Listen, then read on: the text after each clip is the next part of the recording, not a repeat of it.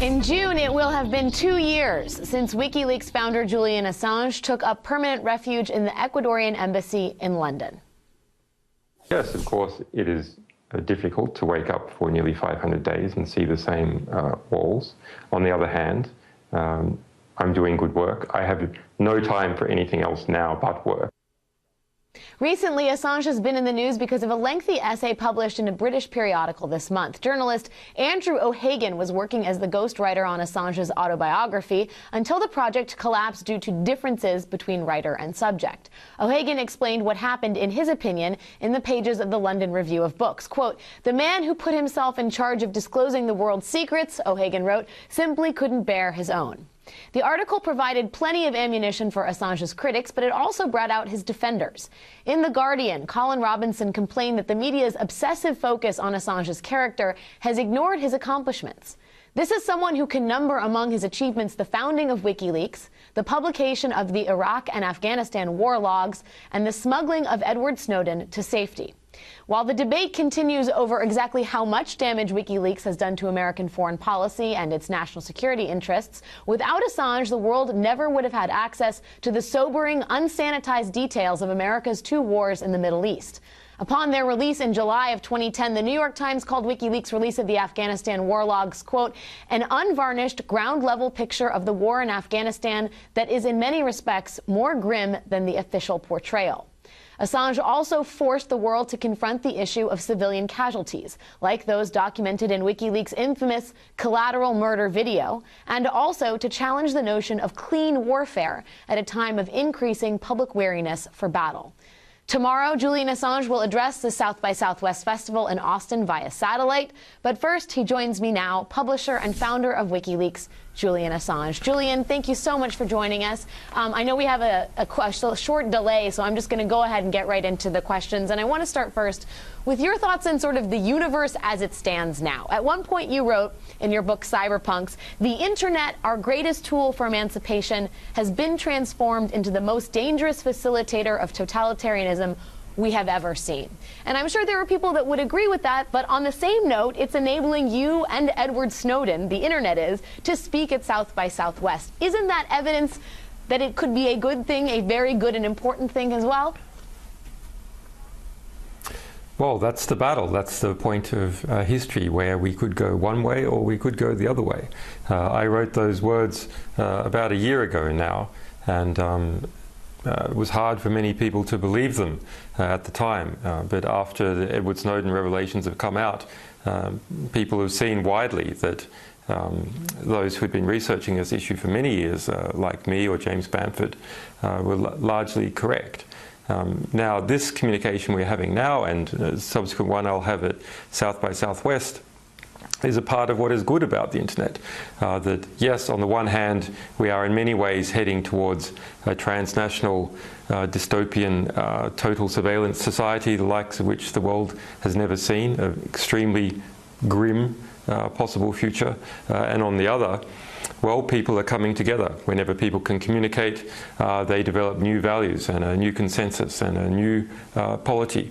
That is something that all young people are exposed to. It's something that Edward Snowden was exposed to, and the very people that have to be hired by these intelligence agencies, placing an important restraint on their behavior. And that's something even now that the former CIA and NSA Director Hayden has publicly said is the biggest challenge to the CIA and NSA, the need to recruit young people who have a belief in transparency.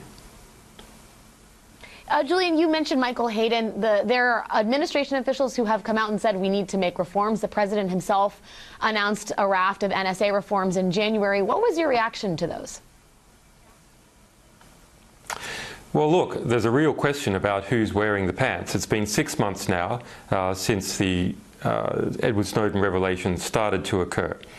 In that time, have we seen the commencement of a criminal investigation against Clapper for lying to Congress, for anyone in the National Security Agency for violating the law, the US Constitution? No. Have we seen the firing of a single person associated with those breaches of the rights of American citizens and arguably others as well? The answer is no. A single enforced resignation The answer is no. So who really calls the shots in the executive? Is it Barack Obama? Is it Clapper? Is it Alexander? Is it the intelligence complex as a whole? Because from the outside, it's a very worrying sign. We know when the government takes something seriously. It starts a formal investigation, it fires people, it reduces its budgets. We haven't seen that. So the question is, does the civilian leadership have effective control of the 16 agency intelligence group under Clapper, under the DNI? So, I mean, just to be clear, you see no positive evolution from this administration on the subject of surveillance? There's been a very positive public evolution, a very positive public understanding, and that public understanding is going to cause, and is already causing, some constraints in behaviour. It's generating a very serious market for privacy protecting technology. It's causing other governments like Brazil and Germany to demand to be treated with respect, fibre optic cables being laid on paths where there's no interception. Even for us, Glenn Greenwald published new Snowden documents just last week showing that I personally was on an NSA manhunting list, literally called manhunting, with Al-Qaeda suspects. The readers of WikiLeaks have been intercepted by a GCHQ operation, at least in 2012. So a lot of people becoming very aware. And from that, many other things fall out. And so I think we will see some important progress. But it's not coming properly from inside the administration. It's coming from the public sphere, from journalists, and even now from some industrialists like Pierre Omidyar, the founder of eBay, who see that, well, you can have $8 billion, but really, what good does it do you if your society is heading towards some kind of surveillance totalitarianism? I'm curious, if we talk about evolution and the forces that shaped that evolution, what do you think WikiLeaks' most significant contribution to that evolution in terms of public awareness and public engagement on the issue of surveillance has been? From your perspective, what has been most meaningful? Well, if you look at surveillance, we published Spy Files 1, Spy Files 2, Spy Files 3, this book Cypherpunks, and then Edward Snowden happened, which changed a lot.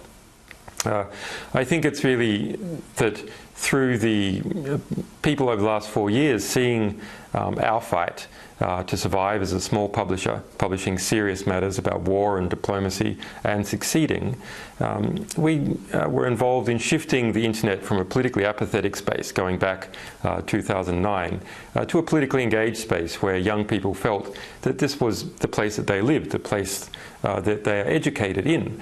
And people like Edward Snowden are an example of that phenomenon. And that's a big cultural change that we've seen. If you talk about a concrete, precise action in relation to the current debate about the National Security Agency, well, as far back as 2007, we were writing serious articles about this, showing how the interception points worked across the world. But the most important thing that we've done is get Edward Snowden to safety, where he can continue to consult and advise and act as an incentive for other people to come forward in a similar manner, which has already happened. Let me ask you about Edward Snowden, because you too will be speaking along with Chelsea Manning tomorrow via satellite at South by Southwest. What is your correspondence with Edward Snowden like these days? I mean, to what degree are you still giving him guidance and advice, and when was the last time you spoke?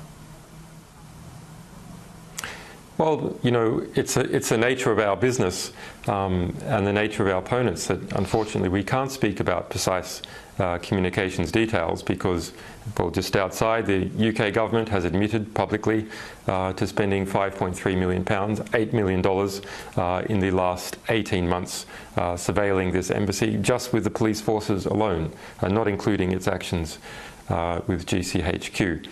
But we've been involved in Edward Snowden's defence fund, obviously protecting him in various ways and trying to facilitate interpretation, understanding of the data that he has revealed. He is doing something quite important in turning up at South by Southwest on Monday and made an important intervention at the European Union looking into these issues as well. So, you know, it's releasing information is one thing, but it's also important to subsequently provide context and be an important symbol. And he has become, and his freedom has become an important symbol, if you like, almost a referendum on whether it is right for this information to be revealed.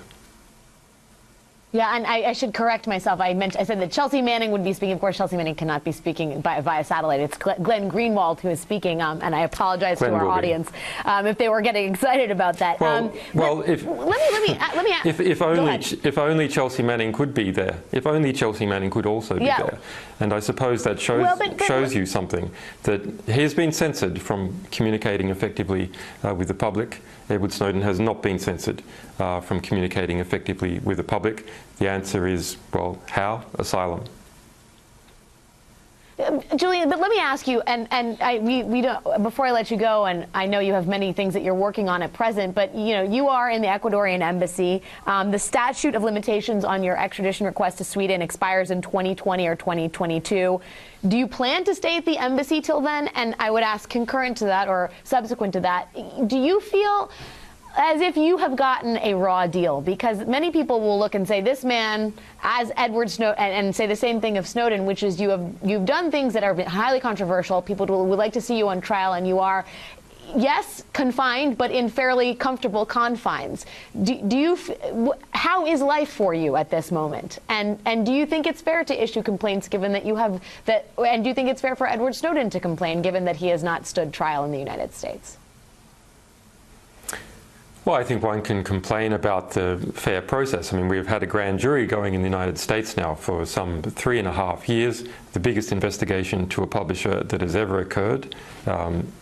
Perhaps unconstitutional, certainly if it came to court, would be unconstitutional. That's something that never should have been done. But we're winning in the political realm. Let's step back for a moment. We went head-to-head with the Pentagon over revealing the deaths of more than 100,000 people that have been killed as a result of the war in Iraq and Afghanistan, and we won. We were threatened that those documents must be destroyed. We destroyed nothing. We published everything we're going to publish. We've never censored anything. We went head-to-head with the State Department, and we won.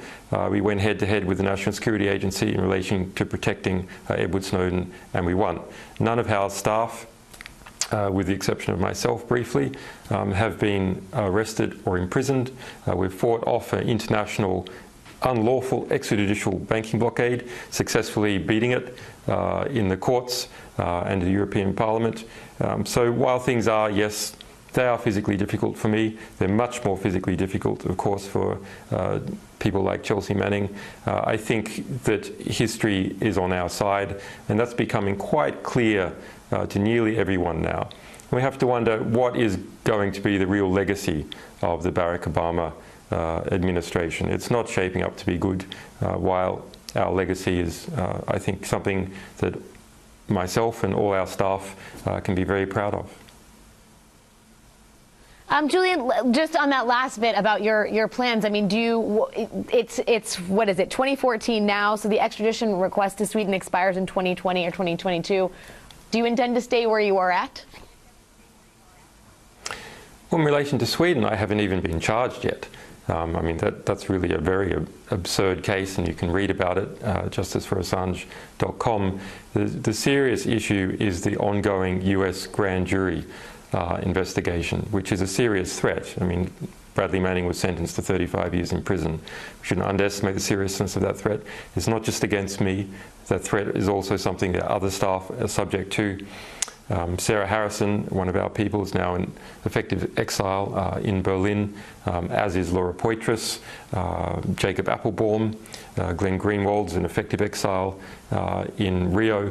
There's something pretty interesting going on here where the West is now somewhere you seek asylum from, or at least the Anglo-Saxon, Anglo-American sphere. But fortunately, we now live in a world where you can, having taken asylum or having had to go to another country, you can still publish and still talk freely, provided you can keep yourself out of prison. WikiLeaks' Julian Assange, thank you for your time. And of course, you will be speaking via satellite tomorrow at the South by Southwest Festival. We encourage everybody to tune in. Another scintillating conversation. Thank you for your time. Coming up, we will have more from Austin live after the break. In June, it will have been 2 years since WikiLeaks founder Julian Assange took up permanent refuge in the Ecuadorian embassy in London. Yes, of course, it is difficult to wake up for nearly 500 days and see the same walls.